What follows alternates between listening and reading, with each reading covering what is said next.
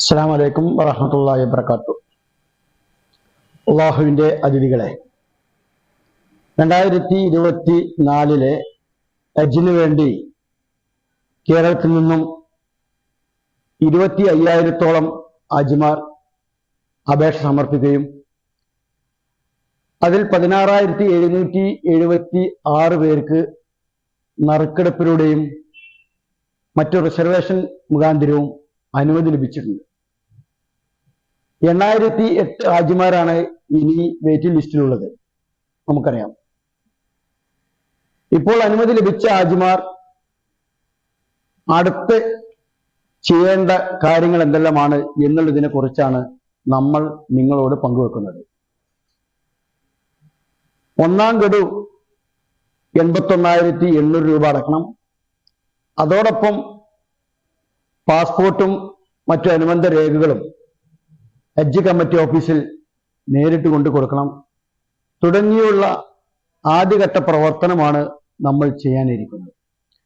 അപ്പോൾ അതുമായി ബന്ധപ്പെട്ട് അത് എങ്ങനെയാണ് പണമടക്കേണ്ടത്, എങ്ങനെയൊക്കെ എന്തെല്ലാം രേഖകളാണ് നമ്മൾ ഹജ്ജ് കമ്മിറ്റി ഓഫീസിൽ പാസ്പോർട്ടിന്റെ കൂടെ സമർപ്പിക്കേണ്ടത് എന്നുള്ളതിനെ കുറിച്ചൊക്കെ വിശദമായിട്ട് ഒരു സംശയമില്ലാത്ത രീതിയിൽ നിങ്ങളോട് പറഞ്ഞു തരുവാനാണ് ഞാനും എൻ്റെ സുഹൃത്ത് അബ്ദുൽ മനാഫ് അരീക്കോടും നിങ്ങളോടൊപ്പം ചേരുന്നത്. അസ്സലാമു അലൈക്കും. വഅലൈക്കും അസ്സലാം വറഹ്മത്തുള്ളാഹി. മനാഫ് സാഹിബ്, നമ്മളെ ഹാജിമാർ ഇപ്പോ അനുമതി ലഭിച്ചു, നറുക്കെടുപ്പിലൂടെ അനുമതി ലഭിച്ചു. ഇനിയിപ്പോ ഹാജിമാർക്ക് പണമടക്കണം, രേഖകൾ ഹജ്ജ് കമ്മിറ്റി ഓഫീസിൽ സമർപ്പിക്കണം. ഇതൊക്കെ എങ്ങനെ ചെയ്യും എന്നുള്ള ഒരു ബേജാറിലാണ് ഹാജിമാരുള്ളത്. നമുക്ക് അവരെ വളരെ സമാധാനപരമായിട്ട് ഈ കാര്യങ്ങളൊക്കെ ചെയ്യുന്ന ഒരു സ്മൂത്ത് ആയിട്ടുള്ള ഒരു രീതിയിൽ നമുക്ക് അവർക്ക് പറഞ്ഞു കൊടുക്കാം. അപ്പൊ ആദ്യമായിട്ട് ചോദിക്കാനുള്ളത്, നമുക്ക് അവരെങ്ങനെയാണ് പണം അടക്കേണ്ടത്? പണമാണോ ആദ്യം അടക്കേണ്ടത്, മെഡിക്കലാണോ ആദ്യം എടുക്കേണ്ടത് എന്നുള്ളതിനെ കുറിച്ചൊക്കെ നമുക്കൊന്ന് പറഞ്ഞാൽ വളരെ നന്നായിരിക്കും. തീർച്ചയായിട്ടും എനിക്ക് ആദ്യം പറയാനുള്ളത്, നേരത്തെ സൂചിപ്പിച്ച ഹാജിമാർ ബേജാറിലാണ് എന്നുള്ള കാര്യമാണ്. ഹാജിമാർ കാര്യമായിട്ട് ശ്രദ്ധിക്കേണ്ട കാര്യം, ഹജ്ജിന് പുറപ്പെടാൻ തീരുമാനിച്ചു കഴിഞ്ഞാൽ അവരുടെ മനസ്സിലുള്ള ബേജാർ ഒഴിവാക്കുക, വളരെ ക്ഷമയോടെ കാര്യങ്ങൾ കാണുക എന്നുള്ളതാണ്. തെരഞ്ഞെടുക്കപ്പെട്ട ആളുകൾക്ക് പണമടക്കാനുള്ള നിർദ്ദേശങ്ങൾ കേന്ദ്ര ഹജ്ജ് കമ്മിറ്റി നൽകിക്കഴിഞ്ഞു. ഇന്ന് മുതൽ ഈ വരുന്ന 9-ാം തീയതി വരെ, ഫെബ്രുവരി മാസം 9-ാം തീയതി വരെയാണ് പണമടക്കാനുള്ള സമയം. ഇതില് ഓരോരുത്തരും അടക്കേണ്ട പണം എന്ന് പറയുന്നത്, സംഖ്യ എന്ന് പറയുന്നത് 81,800 രൂപയാണ്. ഇത് 3 തരമാണ് അതിലുള്ളത്. ഒന്ന് 300 രൂപ പ്രോസസിംഗ് ഫീയും, അതുപോലെ തന്നെ 1,500 രൂപ മിസലേനിയസ് എക്സ്പെൻസും, അതുപോലെ 80,000 രൂപ അഡ്വാൻസ് ഹജ്ജ് എമൗണ്ടുമാണ്. ഇതില് ഇത് 3 തരം എന്ന് പറയാൻ കാരണം, ഏതെങ്കിലും കാരണത്താൽ ഒരു ഹാജി ഹജ്ജ് യാത്ര ക്യാൻസൽ ചെയ്യുകയാണെങ്കിൽ ആദ്യം പറഞ്ഞ 2 എണ്ണവും തിരിച്ച് ലഭിക്കുകയില്ല. ബാക്കിയുള്ളത് നമ്മൾ ക്യാൻസൽ ചെയ്യുന്ന തീയതിക്ക് അനുസരിച്ച് അതിൽ കുറവ് വരുത്തിയിട്ട്, ആ സംഖ്യയിൽ കുറവ് വരുത്തിയിട്ട് തിരിച്ചു ലഭിക്കും. അതുകൊണ്ടാണ് അങ്ങനെ പറയുന്നത്. അപ്പൊ നമ്മൾ ആദ്യം മെഡിക്കൽ എടുക്കുന്നതായിരിക്കും നന്നാവും അല്ലെ? മെഡിക്കൽ എടുത്തതിന് ശേഷം ഇപ്പോഴത്തെ ഒരു കണ്ടീഷൻ എന്താന്ന് വെച്ചാൽ, നമ്മൾ പണം അടക്കേണ്ടത് ബാങ്കിലാണ് അല്ലെങ്കിൽ ഓൺലൈൻ ആയിട്ടാണ്. പക്ഷെ ഓരോ കവറിനും ഹജ്ജ് കമ്മിറ്റി ഓഫ് ഇന്ത്യ ഒരു ബാങ്ക് റഫറൻസ് നമ്പർ നൽകിയിട്ടുണ്ട്. ഇപ്പൊ ഉദാഹരണത്തിന് ഒരാളുടെ കവർ നമ്പർ KLF 1042-20 എന്നാണെങ്കിൽ അയാളുടെ cover bank reference number 2024 KLF 1042 എന്നായിരിക്കും. ഇങ്ങനെ ഒരു നമ്പർ തീർച്ചയായിട്ടും അവർ പണം അടക്കുമ്പോൾ അതിൽ ഉൾപ്പെടുത്തേണ്ടതുണ്ട്. ഇതൊക്കെ നൽകി കഴിഞ്ഞിട്ടുണ്ടെങ്കിൽ പോലും ബാങ്കില് ഇത് അപ്ഡേറ്റ് ആയിട്ടില്ല ഇതുവരെ. അതുകൊണ്ട് തന്നെ നമ്മൾ പെട്ടെന്ന് പോയിട്ട് ബാങ്കിൽ പോയി പൈസ അടക്കേണ്ടതില്ല. അതിനു മുമ്പ് നേരത്തെ സൂചിപ്പിച്ചതുപോലെ medical fitness screening and fitness certificate എന്ന് പറയുന്ന ആ സർട്ടിഫിക്കറ്റ് നേടിയെടുക്കുകയാണ് വേണ്ടത്. നമ്മൾ ആദ്യം മെഡിക്കൽ നേടുക, എന്നിട്ട് നമ്മൾ പണം അടക്കുക, ശേഷം ഒന്നിച്ച് രേഖകൾ സമർപ്പിക്കുക എന്നുള്ള ഒരു രീതിയിലൂടെ നമുക്ക് പോവാം അല്ലെ? അപ്പൊ അങ്ങനെയാണെങ്കിൽ നമ്മൾ എന്താണ് മെഡിക്കൽ, ഈ മെഡിക്കൽ എങ്ങനെ എടുക്കണം, അത് എവിടെ നിന്നാണ് എടുക്കുക? അതായത് ഹജ്ജ് കമ്മിറ്റി ഓഫ് ഇന്ത്യയുടെ വെബ്സൈറ്റിലോ അല്ലെങ്കിൽ കേരള സ്റ്റേറ്റ് ഹജ്ജ് കമ്മിറ്റിയുടെ വെബ്സൈറ്റിലോ ഉള്ള ഒരു പ്രത്യേക ഫോർമാറ്റ് ഉണ്ട്. ഇതാണ് 2 പേജുള്ള ഒരു ഫോർമാറ്റ് ആണ് ഇത് ഉള്ളത്. ഇതില് പിന്നെ ഈ ഓരോ ഹാജിയും ഒരു സെലക്ഷൻ കിട്ടിയിട്ടുള്ള ഓരോരുത്തരും ഈ ഫോർമാറ്റുമായിട്ട് ഒരു ഗവൺമെന്റ് ഹോസ്പിറ്റലിൽ പോവുക. ഈ ഗവൺമെന്റ് ഹോസ്പിറ്റലിൽ പോയി കഴിഞ്ഞാൽ അവര് ഇത് നോക്കിയിട്ട് നിങ്ങളോട് ഇന്ന ടെസ്റ്റുകളൊക്കെ ചെയ്യണം എന്ന് ആവശ്യപ്പെടും. അങ്ങനെ ആവശ്യപ്പെട്ടു കഴിഞ്ഞാൽ ആ ടെസ്റ്റുകൾ ചെയ്ത് ആ റിസൾട്ടുമായിട്ട് വീണ്ടും അവരെ തന്നെ സമീപിച്ച് ആ ഡോക്ടറെ സമീപിച്ച് ഈ ഫോറത്തില് ആവശ്യമായ രേഖപ്പെടുത്തലുകൾ വരുത്തിയിട്ട് അവരുടെ ഒപ്പ് വാങ്ങി സീല് വെച്ച് ഹോസ്പിറ്റലിന്റെ സീലും വെച്ച് നമ്മൾ സൂക്ഷിക്കണം. ഇതില് ഓരോരുത്തരും അവനവന്റെ പാസ്പോർട്ട് സൈസിലുള്ള ഒരു കളർ ഫോട്ടോഗ്രാഫും ഒട്ടിച്ചു വെക്കണം. ഈ കളർ ഫോട്ടോഗ്രാഫ് ഒട്ടിക്കാനുള്ളത് മറ്റൊരു പേപ്പറിലാണ് ആവശ്യം കാണുന്നത്. അതെ, ഇതാണ് ഇതിന്റെ ആദ്യ പേജ്. ഇതിന്റെ ഈ ആദ്യ പേജിലാണ് ഇത് ആദ്യ പേജ്, ഇത് 2ാമത്തെ പേജാണ്. ആദ്യം കാണിച്ച് ഇത് ആദ്യത്തെ പേജാണ്, ഇത് 2ാമത്തെ പേജാണ്. ഈ 2 പേജും ചേർന്നതാണ് നമ്മുടെ medical screening and fitness certificate എന്ന് പറയുന്നത്. ഇതിന് ആദ്യ പേജിൽ നമ്മൾ സെൽഫ് ഡിക്ലറേഷൻ ആണ്. അതെ. 2ാമത്തെ പേജിലാണ് ഡോക്ടർ ഒപ്പ് വെക്കണം. അതെ അതെ. അപ്പൊ അങ്ങനെ 1ാമത്തെ പേജിൽ നമ്മൾ ഒരു ഹാജിയും ഒപ്പ് വെക്കണം, 2ാമത്തെ പേജിൽ ഡോക്ടർ ഒപ്പ് വെക്കണം, 1ാമത്തെ പേജിൽ ഫോട്ടോ ഒട്ടിക്കുകയും വേണം. അപ്പൊ ഇതാണ് മെഡിക്കല്. ഇതിന് നമ്മൾ ടെസ്റ്റുകൾ ചെയ്യേണ്ടതുണ്ട്. അത് ഡോക്ടർ ആവശ്യപ്പെടുന്ന ടെസ്റ്റുകൾ നമ്മൾ ചെയ്തു കൊടുക്കണം. ഇതില് ചില ടെസ്റ്റുകൾ പറഞ്ഞിട്ടുണ്ട്. CBC, ബ്ലഡ് ഷുഗർ, എക്സ്റേ, അതായത് കിഡ്നി ഫംഗ്ഷൻ ടെസ്റ്റ്, ECG തുടങ്ങിയ ടെസ്റ്റുകൾ ഇതിൽ തന്നെ പറഞ്ഞിട്ടുണ്ട്. ടെസ്റ്റുകൾ മാത്രം ചെയ്താൽ മതിയാവും. അത് ഡോക്ടറാണ് തീരുമാനിക്കുന്നത്. ഡോക്ടർ തീരുമാനിക്കുന്നതിനനുസരിച്ച് ആ ടെസ്റ്റുകൾ വേണമെങ്കിൽ ചെയ്താൽ മതി. ഡോക്ടർ പറയാണ് ചെയ്യേണ്ടെന്ന് പറഞ്ഞാൽ ചെയ്യേണ്ടതില്ല. ഓക്കെ, അപ്പൊ അതാണ് മെഡിക്കൽ. അതെ. പിന്നെ അതിനുശേഷം നമ്മൾ എന്താണ് ചെയ്യേണ്ടത്? ഇത് കഴിഞ്ഞതിന് ശേഷം നമ്മൾക്ക് പണമടവാണ് പിന്നെയുള്ള പ്രധാനപ്പെട്ട ഒരു സംഗതി. പണമടക്കാൻ 2 രീതിയുണ്ട്. ഒന്ന്, നമ്മൾ ഹജ്ജ് കമ്മിറ്റി ഓഫ് ഇന്ത്യയുടെ വെബ്സൈറ്റിൽ കയറിയിട്ട് ഈ പേയ്മെന്റ് ആയിട്ട് നമ്മൾക്ക് പണം അടക്കാവുന്നതാണ്. അതിൽ ഡെബിറ്റ് കാർഡ്, ക്രെഡിറ്റ് കാർഡ്, അതല്ലെങ്കിൽ പിന്നെ നമ്മുടെ നെറ്റ് ബാങ്കിങ്, അല്ലെങ്കിൽ UPI അതായത് ഗൂഗിൾ പേ, Paytm പോലെയുള്ള സംവിധാനം ഉപയോഗിച്ച് ചെയ്യാം. പക്ഷെ ഇങ്ങനെയൊക്കെ ചെയ്യുമ്പോഴും നമ്മൾ ആ ബാങ്ക് റെഫറൻസ് നമ്പർ അതിൽ കാണിക്കണം എന്നുള്ളത് നിർബന്ധമാണ്. ഇനി അതല്ല, ഓഫ്ലൈനായിട്ട് നമുക്കും പിന്നെ ചെയ്യാം. അതായത് ബാങ്കിൽ നേരിട്ട് പോയിട്ട് അടക്കാവുന്നതാണ്. ബാങ്കിൽ അടക്കുക എന്ന് പറയുന്നത് 2 ബാങ്കിലാണ് നമ്മൾക്ക് ഹജ്ജ് കമ്മിറ്റിക്കുള്ള പണം അടക്കാനുള്ള സൗകര്യം. ഒന്ന് സ്റ്റേറ്റ് ബാങ്ക് ഓഫ് ഇന്ത്യ, അതുപോലെ തന്നെ യൂണിയൻ ബാങ്ക്. ഇതിന് പ്രത്യേക ചലാനുകൾ ഹജ്ജ് കമ്മിറ്റിയുടെ വെബ്സൈറ്റിൽ നിന്ന് ഡൗൺലോഡ് ചെയ്തെടുക്കാം. അതായത് ഇതിപ്പോ യൂണിയൻ ബാങ്കിൽ പണം അടക്കാനുള്ള ചലാനാണ്. അതേപോലെ തന്നെ ഇതേ രീതി തന്നെയാണ് ഇതിൽ വേറെ അക്കൗണ്ട് നമ്പർ മാത്രമേ ഉള്ളൂ. പിന്നെ SBIയുടെ ചലാനുമുണ്ട്. നമ്മൾ ഏത് ബാങ്കിലാണ് അടക്കുന്നത് ആ ബാങ്കിന്റെ ചലാനാണ് നമ്മൾ ഉപയോഗിക്കേണ്ടത്. ഇവിടെ മറ്റൊരു ചോദ്യം അനാഫ് സാഹിബ്, ഇപ്പൊ നമ്മൾ ഈ ബാങ്കിൽ അടക്കണമെങ്കിൽ ബാങ്കിൽ നമുക്ക് അക്കൗണ്ട് വേണമെന്ന് നിർബന്ധമുണ്ടോ? ഒരു നിർബന്ധമില്ല. എല്ലാവരുടെയും ഒരു സംശയമുണ്ട്. അതായത് ഹജ്ജിന് അപേക്ഷ സമർപ്പിച്ച സമയത്ത് ഓരോ കവർ ഹെഡിന്റെയും ഒരു ബാങ്ക് അക്കൗണ്ട് നമ്പർ അതിൽ ചോദിച്ചിരുന്നു. അപ്പൊ ആ ബാങ്ക് അക്കൗണ്ടും ഇതുമായിട്ട് വ്യത്യാസമുണ്ട് എന്ന് പറഞ്ഞുകൊണ്ട് പല ആളുകളും ഇങ്ങനെ വിളിക്കുന്നുണ്ട്. അതും ഇതുമായിട്ട് യാതൊരു ബന്ധവുമില്ല എന്ന് സൂചിപ്പിക്കുകയാണ്. ആ കവർ ഹെഡിന്റെ ബാങ്ക് അക്കൗണ്ട് നമ്പർ ചോദിച്ചത് നമുക്ക് ഏതെങ്കിലും തരത്തിൽ ഹജ്ജ് കമ്മിറ്റിയിൽ നിന്ന് പണം തിരിച്ചു ലഭിക്കാനുണ്ടെങ്കിൽ, ക്യാൻസൽ ചെയ്താലോ അല്ലെങ്കിൽ യാത്ര കഴിഞ്ഞിട്ട് അധികമായി നമ്മൾ പൈസ അടച്ചിട്ടുണ്ടെങ്കിൽ അത് തിരിച്ചു തരാനോ ഒക്കെ ഉള്ള ഒരു മാർഗം മാത്രമാണത്. അല്ലാതെ ഹജ്ജ് കമ്മിറ്റിക്ക് അടക്കാനുള്ള ഇതിന് ഈ ബാങ്ക് അക്കൗണ്ട് അല്ല ഉള്ളത്. SBI അല്ലെങ്കിൽ യൂണിയൻ ബാങ്ക്. ഈ ബാങ്കിൽ നമ്മൾ സാധാരണ പണം അടക്കുന്നത് പോലെ നമ്മളെ ക്യാഷ് റെഡിയാക്കി പോയിട്ട് അങ്ങ് അടച്ചാൽ മതി. അതെ, അത്രയുള്ളൂ. പക്ഷെ പോകുന്ന ആൾക്ക് പാൻ കാർഡ് വേണ്ടി വരും അല്ലേ? അത് ബാങ്ക് ആവശ്യപ്പെട്ടാൽ പാൻ കാർഡ് കൊടുക്കേണ്ടി വരും. ഈ കൊണ്ട് അടക്കുന്ന ആൾ മതി. അതെ. ആജിക്ക് വേണമെന്നില്ല. അപ്പോ പണം ആരാണോ അടക്കുന്നത് അടക്കുന്ന ആളുടെ കയ്യിൽ അദ്ദേഹത്തിന്റെ ഒരു പാൻ കാർഡ് കയ്യിലായിരിക്കുന്നത് നല്ലതാണ്. അതെ. അപ്പൊ അങ്ങനെയാണ് നമ്മൾ പണം അടക്കേണ്ടത്. പക്ഷെ ഇവിടെ ഓൺലൈൻ വഴി പണം അടക്കുമ്പോൾ ഒരു പക്ഷേ ഒരുപാട് സംഖ്യ കമ്മീഷനായിട്ട് പോവാൻ സാധ്യതയുണ്ട്. അതെ. പക്ഷെ ഇങ്ങനെ അടക്കുമ്പോൾ 1 രൂപയും കമ്മീഷൻ പോകുന്നില്ല. അതില്ല. അപ്പൊ ആ കാര്യം ഒന്ന് പ്രത്യേകം ശ്രദ്ധിക്കേണ്ടതാണ്. എല്ലാവരും ശ്രദ്ധിക്കണം. കാരണം എന്താ വെച്ചാൽ ഒരാൾക്ക് 81,800 രൂപയാണ് അത് 5 പേർക്കാവുമ്പോ നമ്മൾ നല്ലൊരു സംഖ്യയാണ്, ലക്ഷക്കണക്കിന് രൂപയാണ് ട്രാൻസ്ഫർ ചെയ്യുന്നത്. അപ്പോൾ നല്ലൊരു സംഖ്യ പിന്നെ കമ്മീഷൻ ആയിട്ട് പോകും. അതുകൊണ്ട് ഓഫ്ലൈൻ ആയിട്ട് ബാങ്കിൽ നേരിട്ട് പോയി അടക്കുകയാണ് ഏറ്റവും നല്ലത്. നമ്മൾക്ക് സാമ്പത്തിക ലാഭം അപ്പോഴാണ് ഉണ്ടാവുന്നത്.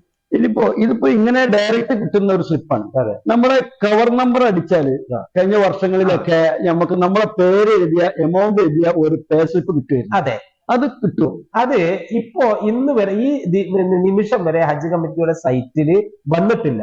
അങ്ങനെ ഒരു ഓപ്ഷൻ ഉണ്ട്.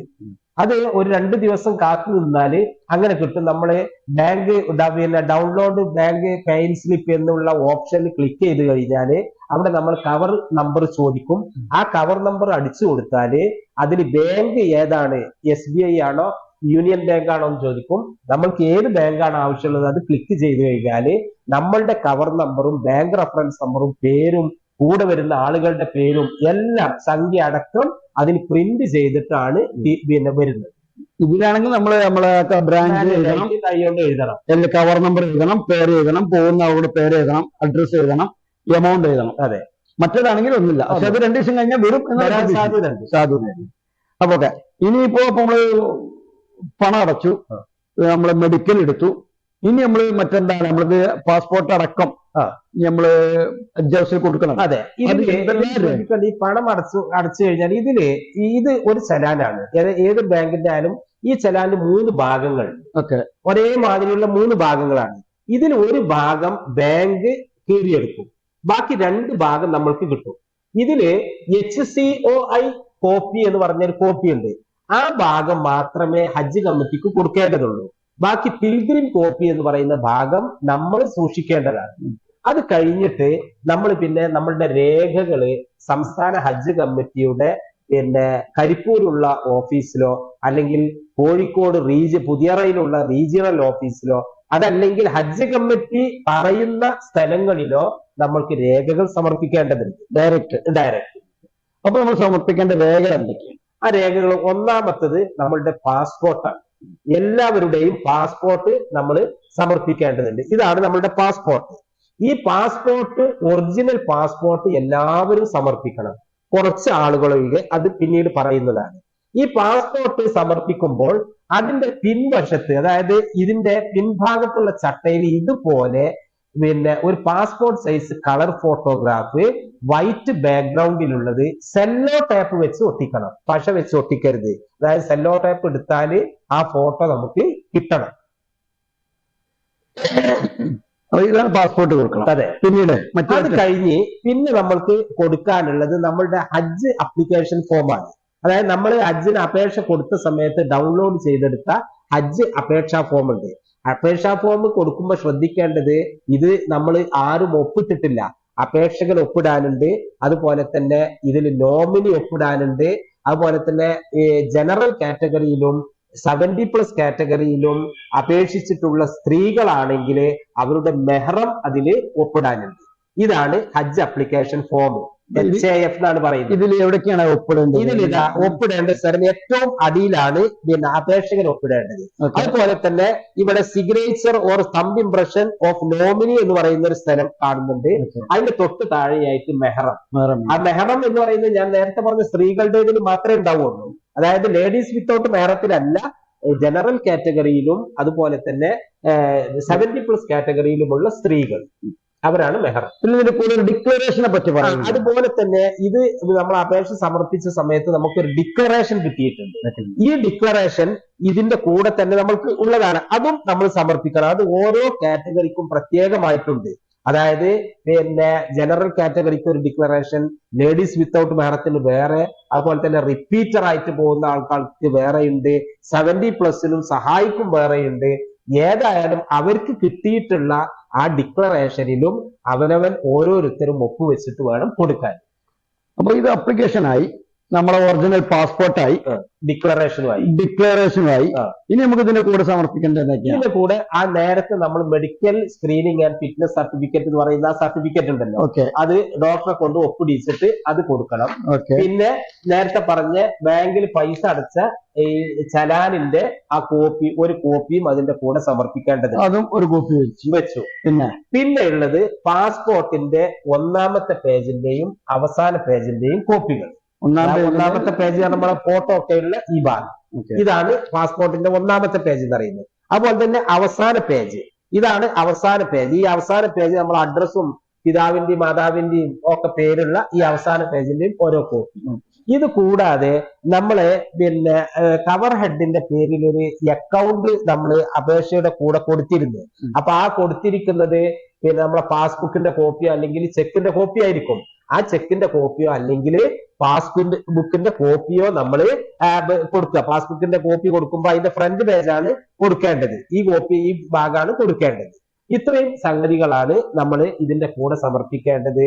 അതേപോലെ തന്നെ നമ്മൾ പിന്നെ പാസ്പോർട്ടിൽ നിന്ന് വ്യത്യസ്തമായിട്ടുള്ള അഡ്രസ്സാണ് ഈ അപേക്ഷയിൽ കൊടുത്തത് എങ്കിൽ അതിന് ഒരു പ്രൂഫ് നമ്മൾ അപ്ലോഡ് ചെയ്തിട്ടുണ്ടാകും. അതിന്റെ ഒരു കോപ്പിയും ഇതിന്റെ കൂടെ സമർപ്പിക്കണം. ഇത്രയും സാധനങ്ങളുമായിട്ട് ഈ കവറിലുള്ള എല്ലാ ഹാജിമാരും ഹജ്ജ് ഹൗസിലേക്ക് പോകേണ്ടതുണ്ടോ? കവറിലുള്ള ഹാജിമാരൊന്നും തന്നെ പോകണ്ട. ഈ രേഖകളൊക്കെ ശരിയാണെങ്കിൽ, എല്ലാവരും അതിന് കൃത്യ സ്ഥലത്ത് തന്നെ ഒപ്പുവെച്ചിട്ടുണ്ടെങ്കിൽ ആര് ഉത്തരവാദപ്പെട്ട ഒരാള് മതി. ഹാജിമാരായിക്കൊള്ളണമെന്നില്ല. ചിലപ്പോ പ്രായമുള്ള ആളാണെങ്കിൽ അതൊന്നും വേണ്ട, അവരുടെ മക്കളോ പേരമക്കളോ ഒക്കെ വേണമെങ്കിൽ അവർക്ക് കൊണ്ടുപോയി കൊടുക്കാവുന്നതാണ്. നമ്മൾ ഇപ്പൊ ഒറിജിനൽ പാസ്പോർട്ട് കൊടുക്കുകയാണ്. അപ്പൊ ഇത് നമ്മൾ ഹജ്ജ് കമ്മിറ്റി ഏൽപ്പിക്കുകയാണ്, നമ്മളെ കയ്യിൽ നിന്ന് പോകുന്നത്. അപ്പൊ എല്ലാത്തിന്റെയും ഒരു സെറ്റ് കോപ്പി നമ്മൾ കയ്യിൽ സൂക്ഷിക്കുന്നത് എപ്പോഴും നല്ലതായിരുന്നു. അങ്ങനെ നമ്മൾ ഇത് ഹജ്ജ് കമ്മിറ്റി ഓഫീസിൽ നേരിട്ട് നേരത്തെ പറഞ്ഞതുപോലെ ഹാജിമാർ തന്നെ കൊടുക്കണമെന്നില്ല, ആരെങ്കിലും ഒരാൾ വശൻ കൊടുത്തു വെച്ചാൽ മതി. പക്ഷെ എല്ലാത്തിലും ഒപ്പിട്ടിട്ടുണ്ടോ, എല്ലാ രേഖകളും ഉണ്ടോ എന്ന് സമയം, എല്ലാ രേഖകളും ഉണ്ടാവണം. എല്ലാത്തിലും ഒപ്പിട്ടിട്ടുണ്ടെങ്കിൽ ആര് കൊണ്ടുപോയി കൊടുത്താലും പ്രശ്നമില്ല.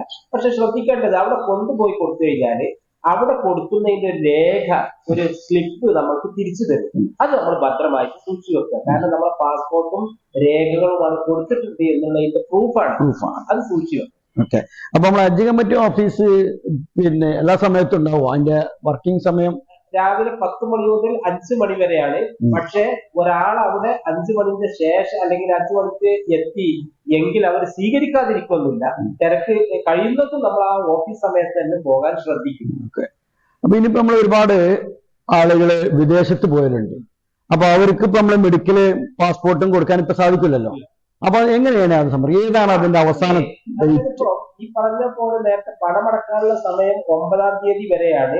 ഈ രേഖകൾ സമർപ്പിക്കാനുള്ള സമയം 12-ാം തീയതിയാണ്. ഈ മാസം 12-ാം തീയതിയാണ്.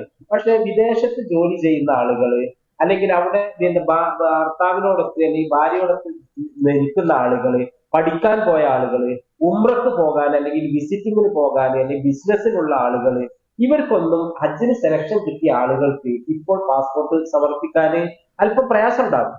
അതിന് ഹജ്ജ് കമ്മിറ്റി ഒരു ഇളവ് നൽകിയിട്ടുണ്ട്. അവർക്ക് ഷവ്വാൽ 15-നകം ഹജ്ജ് കമ്മിറ്റിക്ക് പാസ്പോർട്ട് നൽകിയാൽ മതി. ഷവ്വാൽ 15 എന്ന് പറഞ്ഞാൽ ഏകദേശം ഏപ്രിൽ 24-ാം തീയതിയാണ്. അതിന്റെ ഉള്ളിൽ അത് ചിലപ്പോ നമ്മളെ അറബി മാസത്തിലുള്ള വ്യത്യാസം 1-2 ദിവസം അങ്ങോട്ടോ വരും. അപ്പൊ ഏതായാലും ഷവ്വാൽ 15-ആണ് അതിന്റെ അവസാന തീയതി. ആ തീയതിക്ക് തന്നെ പാസ്പോർട്ട് സമർപ്പിച്ചാൽ മതി. കൂടാതെ ഇവരെ medical and screening and fitness സർട്ടിഫിക്കറ്റും അന്ന് കൊടുത്താൽ. അപ്പോ ഇത്രയും കാര്യങ്ങളാണ് ഒന്നാം ഘട്ടമായിട്ട് ഹാജിമാർ ചെയ്യാനുള്ളത്. ഹാജിമാരോട് പറയാനുള്ളത്, ഹജ്ജ് കമ്മിറ്റി അവിടുത്തെ ജീവനക്കാരും യഥാസമയം നിങ്ങൾക്ക് വേണ്ടി സഹായ സഹകരണങ്ങൾ ചെയ്തു തരാൻ സന്നദ്ധരാണ്. അതോടൊപ്പം കേരളത്തിലെ 300-ലധികം വരുന്ന ട്രെയിനർമാർ നിങ്ങൾക്ക് വേണ്ടി ഏത് സമയത്തും ഒരു മൊബൈലിന്റെ വെളിപ്പാടകലെ നിങ്ങൾക്കുള്ള സേവനങ്ങൾ നൽകുവാൻ തയ്യാറാണ്. അതുകൊണ്ട് തന്നെ നിങ്ങൾക്ക് ഏതൊരു സമയത്ത് വേണമെങ്കിലും ഈ ട്രെയിനർമാരെ വിളിക്കാം. വിളിച്ച് നിങ്ങൾക്ക് വേണ്ട മാർഗനിർദ്ദേശങ്ങൾ ചോദിക്കാം. അവരെല്ലാത്തിനുള്ള മറുപടിയും സഹായ സഹകരണങ്ങളും നിങ്ങൾക്ക് നൽകുന്നതാണ്.